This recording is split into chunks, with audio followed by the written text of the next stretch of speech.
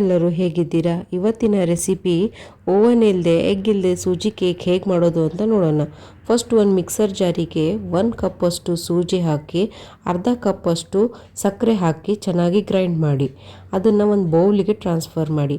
ಅದೇ ಮಿಕ್ಸರ್ ಜಾರಿಗೆ ಅರ್ಧ ಕಪ್ ಹಾಲು, ಅರ್ಧ ಕಪ್ ಮೊಸರು, 4 ಟೇಬಲ್ ಸ್ಪೂನ್ ಆಯಿಲು, ಆಮೇಲೆ 40 ml ಬಟರು, ಆಮೇಲೆ ಒಂದು ಸ್ವಲ್ಪ ವೆನಿಲಾ ಎಸೆನ್ಸ್ ಹಾಕಿ ಅದನ್ನ ಗ್ರೈಂಡ್ ಮಾಡಿ ಆ ಮಿಕ್ಸ್ಚರಿಗೆ ಹಾಕಿ ಚೆನ್ನಾಗಿ ಮಿಕ್ಸ್ ಮಾಡ್ಕೊಳ್ಳಿ.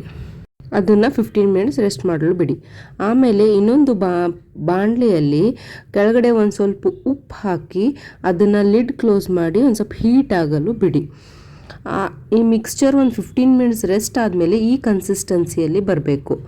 ಆಮೇಲೆ ಇದಕ್ಕೆ 1 ಟೀ ಸ್ಪೂನ್ ಬೇಕಿಂಗ್ ಸೋಡಾ, ಆಮೇಲೆ ಅರ್ಧ ಟೀ ಸ್ಪೂನು ಬೇಕಿಂಗ್ ಪೌಡರ್ ಹಾಕಿ ಚೆನ್ನಾಗಿ ಮಿಕ್ಸ್ ಮಾಡಿ ಅದಕ್ಕೆ ಟೂಟಿ ಫ್ರೂಟಿ ಹಾಕಿ ಮಿಕ್ಸ್ ಮಾಡಿ ಆ ಕಂಟೈನರಿಗೆ ಹಾಕಿ ಆಮೇಲೆ ಅದನ್ನು ಬೇಕ್ ಮಾಡಲು ಬಿಡಬೇಕು. ಪಾತ್ರೆಯಲ್ಲಿ ಉಪ್ಪು ಚೆನ್ನಾಗಿ ಹೀಟ್ ಆದಮೇಲೆ ಅದರೊಳಗೆ ಒಂದು ಸ್ಟ್ಯಾಂಡ್ ಇಟ್ಟು ಬೇಕಿಂಗ್ ಮೋಲ್ಡನ್ನು ಅದರೊಳಗೆ ಇಡಿ.